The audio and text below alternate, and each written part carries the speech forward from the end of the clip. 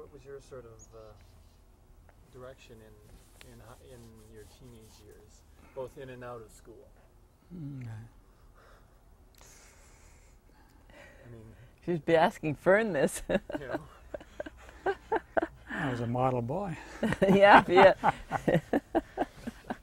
Well, really can't say too much about my high school. I was just average, really, so maybe it would go on to the time when I left high school. but did you remember getting in trouble at all in high school? Or No.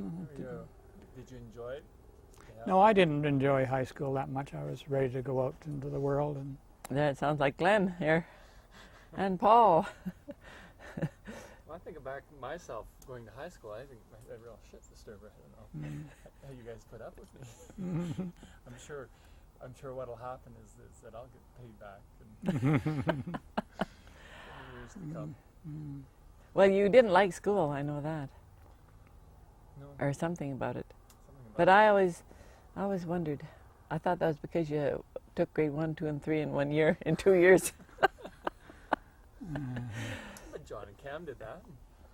They weren't troublemakers. Well, John was John was a bit different than the rest of you, and I think John and Paul were more like, as far as school is concerned. John he was not one to get into trouble. He really stayed himself a lot.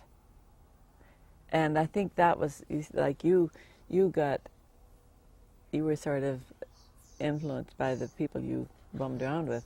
That's what it was. That's what it was. Because basically you all were good kids.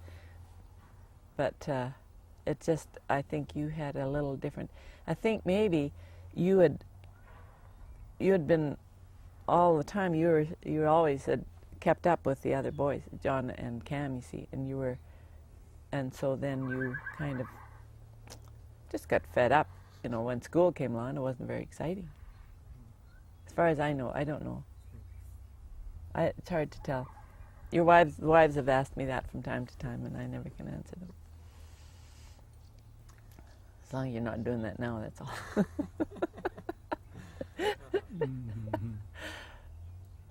So what about after high school then, Dad? What happened after? well, when I left high school, I was ready to go out and earn some money, and I always remember my first job. It was wrapping parcels at Simpson's. It was Robert Simpson Company then, which eventually became Simpson Sears, and now it's just Sears. And I just stayed at that a few months, long enough to buy myself a good camera, and then I went on to working for the Coleman Lamp and Stove Company for a couple of years. And I didn't like this at all, but the pay was good, and it allowed me to buy a new car. And well, it wasn't a new car, it was a demonstrator, but I was 18 years old. No, in fact, I was 17 years old, and I had to get my dad to sign the paper so I could buy this car because I was underage. And I worked for Coleman Lamp for a couple of years, and then the war was going on by this time, and I'd always been interested in flying as a teenager, and so I decided that it might be a good time to apply for the Air Force, and I'll always remember the day. It was June the 12th, 1942, and I was accepted into the Royal Canadian Air Force and went on as a pilot from there. So the war had already been going for a few years, so obviously the reports have been coming back home from what things were like over there. Was it a heavy decision to make, or did you just jump at the challenge? No, it was not a heavy decision to make, because in those days when you're 17, 18, 19, you just lived as though every day was your last anyhow. And as I say, I had always been interested in flying, and the opportunity came along, and I took advantage of it. What did your parents think about that? Oh, they thought I should stay at home. I didn't have to go to war because the Coleman Lamp and Stove Company at that time were making war parts, and I could have stayed there and worked throughout the war without being called up for military service. But I just wanted to get out and see a little of the world, and so I joined the Air Force. Do you feel that decision sort of really had an influence on everything else that happened? That's where you got your pilot training. Do you think that would have been a vocation that you followed had it not been for that situation? I think I would have tried to take up the vocation of being a pilot, but the opportunities were very few and far between back in those days, and if the war had not come along, I don't think I would have had the advantage of being trained as a pilot. What was it like when you were actually in service? When you're in the service, I joined in Toronto, and I was based in Toronto for about 6 months. They give you what they call your initial training, and I had that also in Toronto. And then it was all within the province of Ontario. I took my elementary flying training in St. Catharines, Ontario. It was just a little over 100 miles away from Toronto. And it was in the middle of winter, and we were flying Tiger Moths, and I can always remember my first landing when we were coming down the runway, and these snowbanks about 6 to 8 feet high on either side of the runway, and luckily I made it. And from there we went on to Harvard's at Aylmer, Ontario, and they were what seemed like a really hot machine after flying the old Tiger Moth. And I finally received my wings at Aylmer, Ontario on Harvard's, and went on from there. Were you ever, so when you were overseas, how much flying did you do overseas? Well, before I went overseas, I was stationed out in Manitoba, and after that I took some more training down in Greenwood, Nova Scotia, and from there I went overseas, and we continued flying there. It was getting quite late in the war by that time, but we were flying de Havilland Mosquitoes, and at that time they were one of the best aircraft in the world, certainly one of the fastest aircraft in the world, and they had a top speed of over 400 miles per hour, which was almost astronomical in those days for an aircraft. But I enjoyed my entire career in the Air Force. What's your recollection of the war years, Mom? Well, the war started in 1939, and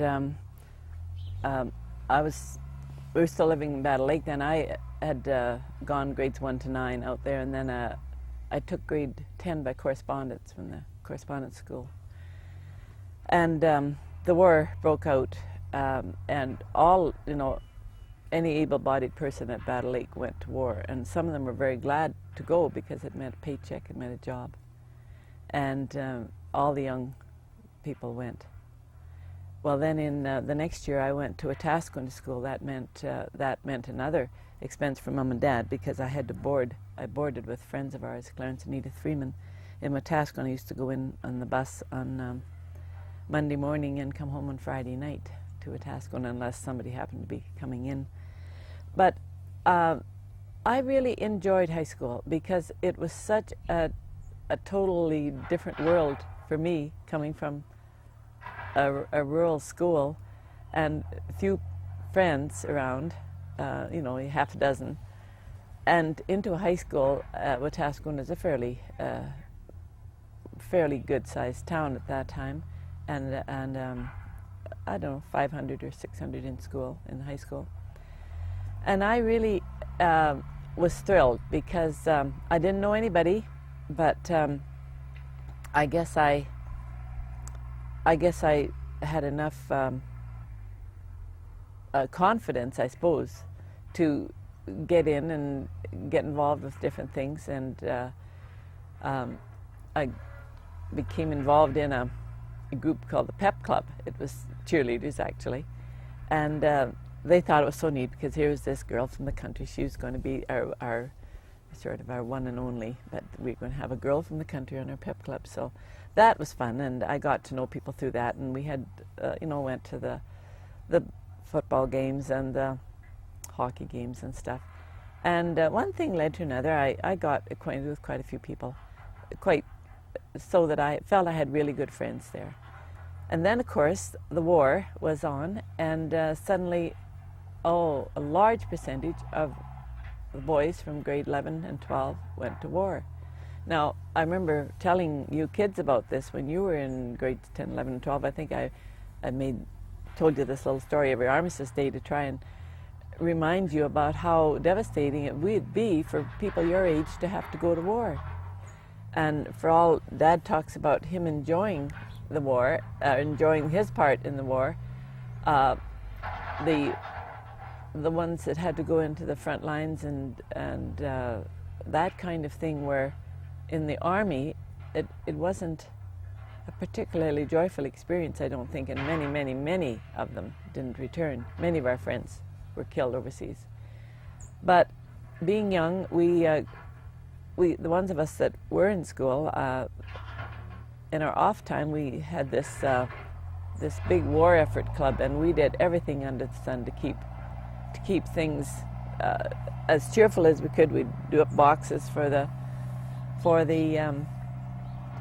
fellows that had gone overseas, and write them letters, and knit scarves and knit socks and all that kind of stuff that was necessary in the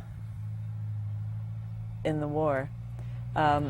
We had exchange students that were sent out of London and the big places in England that were bombed, and these kids were sent over to either friends or relatives, or just sent over to be looked after in Canada while the war was on. And we had a number of them in our school, and they were great. They were, we really enjoyed that because we had an insight into what their life had been like. So personally, as far as our family was concerned, Burgess had tried to join up, but there were certain people that were considered to be in, what did you call it? Essential industry. Essential industry, and he was in farming, so they said no, he should stay on the farm. And the only relatives that I had actually in the forces were my Aunt Becky's. That was my mom's sister, Aunt Becky. They're 4 kids. There are 3 kids and a son-in-law. All were in the war, and one of them was Harold Heacock. Harold and June and George, and they were my cousins, and they were all overseas in the war. They all came back, but that was our closest connection with actual members of the family in the war. The other thing, of course, was Jean's husband was Dallas's father. He was killed. He was a navigator on a Lancaster bomber, and the bomber was shot down over Belgium, and he never came back, and he never ever knew he had a son, which was a very, very devastating thing for Jean. She had to raise Dallas by herself until such time when she remarried. But then I graduated from grade 12 from Wetaskiwin High School, and from there went in training to be a nurse at the Royal Alexandra Hospital in Edmonton. So you're another connection with your friends, the Heacocks. Yes, relatives. Yes. Yeah, yes. So when they came back, that's how you met Dad? Through Harold? Oh, no. Harold when Harold came back, he went, his dad was in the Northwest Mounted Police for years and years and years, and was stationed all over Alberta. And when Harold came back from the Air Force, I think he went right into the RCMP. I believe so, yes. Yes, he went right into the RCMP, the Air Division. And then he met Dad, and then when Dad came to, did you know Harold in Ottawa? Yes, I did. Okay. Then when you were transferred to Edmonton, then Harold was married by then. He was married to Frida. Harold would phone me up and say, I've got this fella you've got to meet. I know this fella you've got to meet. And Harold had already matched me up with 2 or 3 blind dates, which I wasn't too impressed with. One was Jeff Mortimer, you remember him? Oh, yeah. I didn't like Jeff Mortimer. I said, well, Harold, I don't know. I just don't know. I'm not that much for blind dates. Well, yeah, you've just got to meet JR. He's a great fellow. And he says, well, I said, okay, but I don't want anything fancy, or I don't want to go out somewhere fancy where I've got to, get all dressed up. I was nursing at the time. And so he said, okay, we'll have you over for dinner. So on December the 4th, 1950, December Right. the 4th, we went to dinner at Harold and Frida's, and I met Jack. And he was tall, and he was dark, and he was handsome. And I thought, this can't be real. Harold must be trying to fool me here. But it was real, and so he's still here. What did you think about that meeting? Oh, it was a good supper.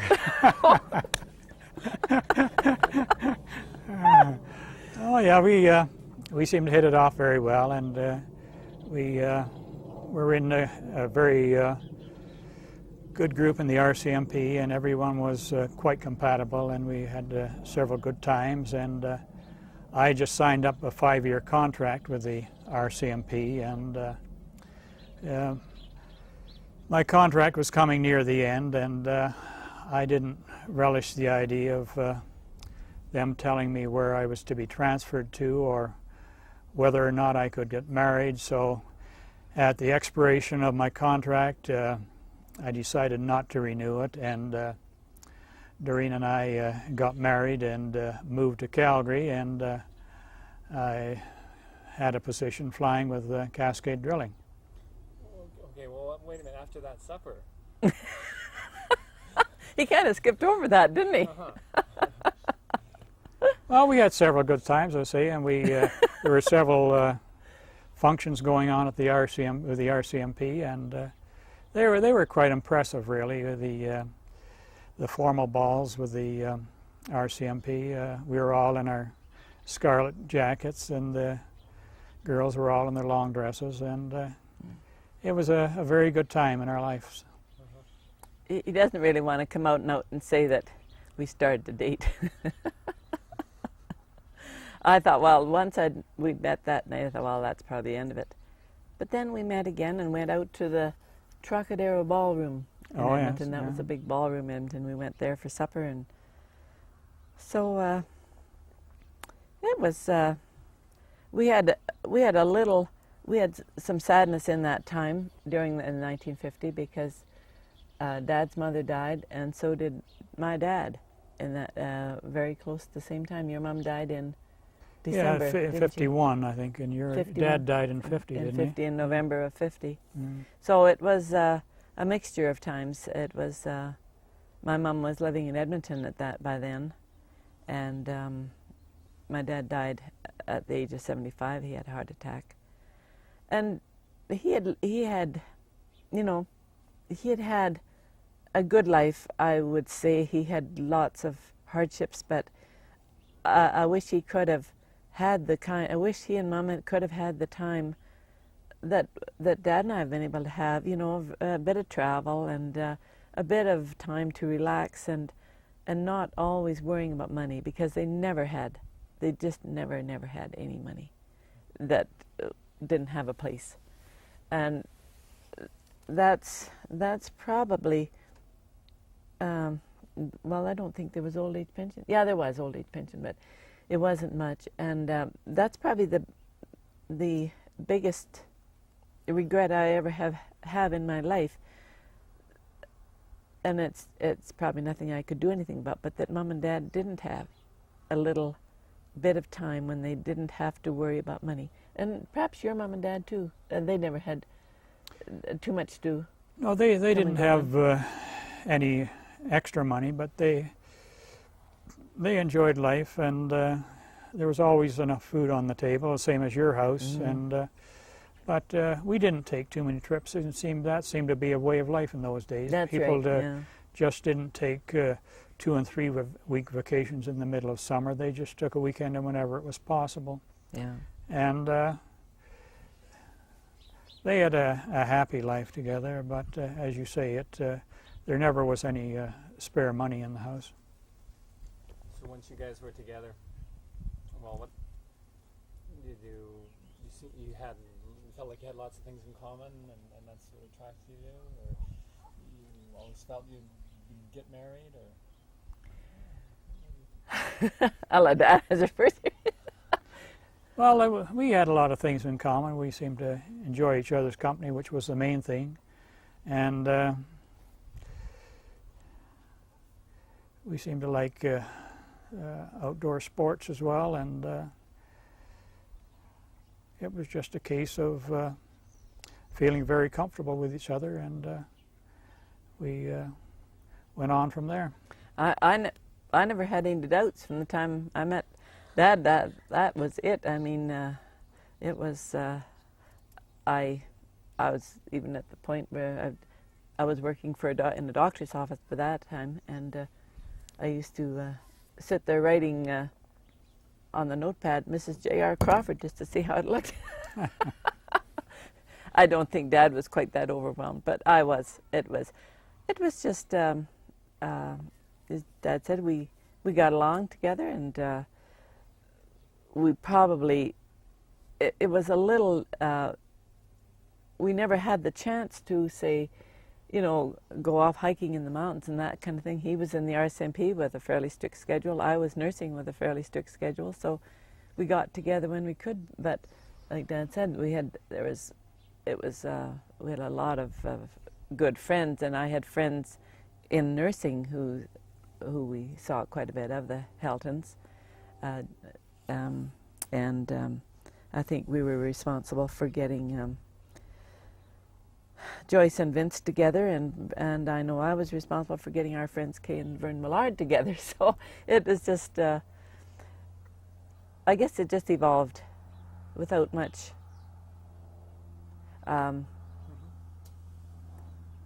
Plan. You had common interests in having children. Mm-hmm. We probably. You thought about, you talked about early on having a big family. Not really. I always there were 5 children in our family, so I always thought we would have a large family. But it's I'm glad we did now, of course. And you have to remember that, say, 40 years ago, I don't think there was the same, it was a different kind of a world than it is now, Glenn, because it was right after wartime. I think everyone was so relieved that the war was over and that so many people had vanished, a person I was very, very fond of in high school and even engaged to, he didn't come back. And I think everybody was so glad to get sort of some kind of normalcy back in your life and not have to worry about the war, and that, I don't know, you just took things as they came, and you didn't sit down and say, well, now, are we going to have 1.5 children or 2? Or it didn't seem to be an issue at the time when you kids were born. Look at all the people around us that had, several children. Like Millard's had 6, Calvert's had 7, and you know what?